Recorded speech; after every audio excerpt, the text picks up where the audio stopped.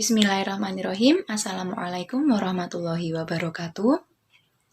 Yang terhormat Ibu Falahul Aulia selaku dosen mata kuliah kecerdasan majemuk dan tidak lupa teman-teman yang kami banggakan. Pada hari ini, izinkan kami dari kelompok 2 yang beranggotakan saya, Izatul Janah dengan NIM 011, serta Agustina Rahma Putri dengan NIM 013 untuk mempresentasikan hasil diskusi kami yang berjudul kecerdasan linguistik. Materi yang pertama akan saya sampaikan yaitu mengenai tentang pengertian kecerdasan linguistik.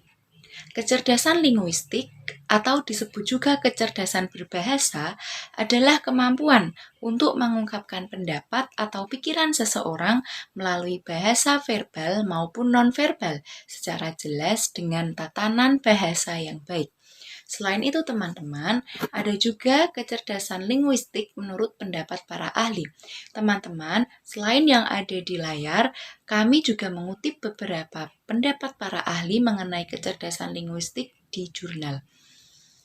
Beberapanya diantaranya Gardner dalam Jamaris, beliau mengungkapkan bahwa kecerdasan verbal linguistik merupakan kemampuan menggunakan kata-kata secara efektif baik lisan maupun tulisan.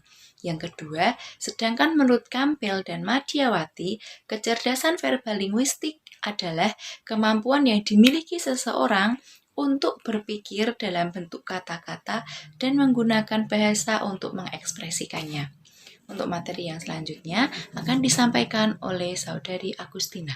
Kepadanya kami persilahkan. Baik Mbak Iza, terima kasih atas waktunya.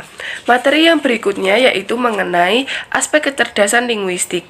Aspek kecerdasan linguistik dibagi menjadi 4. Yang pertama yaitu mendengar. Mendengar bagi orang normal merupakan salah satu kegiatan untuk mendapatkan informasi sekaligus pengalaman berharga untuk mempelajari bahasa. Yang kedua yaitu berbicara. Bicara merupakan salah satu keahlian yang digunakan untuk berkomunikasi. Kemampuan berbicara dapat dikembangkan melalui belajar dan berkomunikasi dengan orang lain. Yang ketiga yaitu membaca. Membaca melibatkan belajar memahami dan menggunakan bahasa, khususnya dalam bentuk bahasa tulis. Berbicara yang sering merupakan suatu proses bicara yang alami, sementara membaca memerlukan usaha dan pembelajaran tertentu. Kemudian yang terakhir yaitu menulis. Menulis merupakan salah satu cara yang digunakan untuk mengungkapkan ide ataupun gagasan melalui berbagai media. Menulis dipengaruhi oleh kemampuan berpikir seseorang. Kemampuan berpikir itu dapat dituangkan melalui kata-kata manusia yang dapat menganalisis, menyelesaikan masalah, merencanakan ke depan, dan menciptakan sesuatu.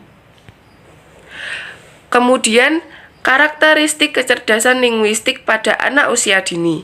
Yang pertama yaitu sering diajak ngobrol, memiliki kosakata yang lebih banyak dibandingkan anak lain seusianya. Kemudian mudah mengerti istilah kata-kata baru, suka berbicara di depan orang banyak, senang membaca, senang bercerita, dan senang berdiskusi. Materi yang terakhir yaitu stimulasi kecerdasan linguistik pada anak usia dini. Yang pertama, memperdengarkan dan memperkenalkan lagu anak-anak. Kemudian, yang kedua, bermain peran, berdiskusi tentang berbagai hal yang ada di sekitar anak, membacakan cerita atau mendongeng sesuai situasi dan kondisi, mengajak anak berbicara sejak bayi, mengenalkan permainan tebak kata, memperkaya kosakata, dan membuat pantun dan puisi sederhana. Baik teman-teman, itulah tadi hasil presentasi dari diskusi kami. Kami dari kelompok 2 memohon maaf yang sebesar-besarnya jika dalam menyampaikan materi banyak kekurangannya. Kurang lebihnya mohon maaf. Wassalamualaikum warahmatullahi wabarakatuh.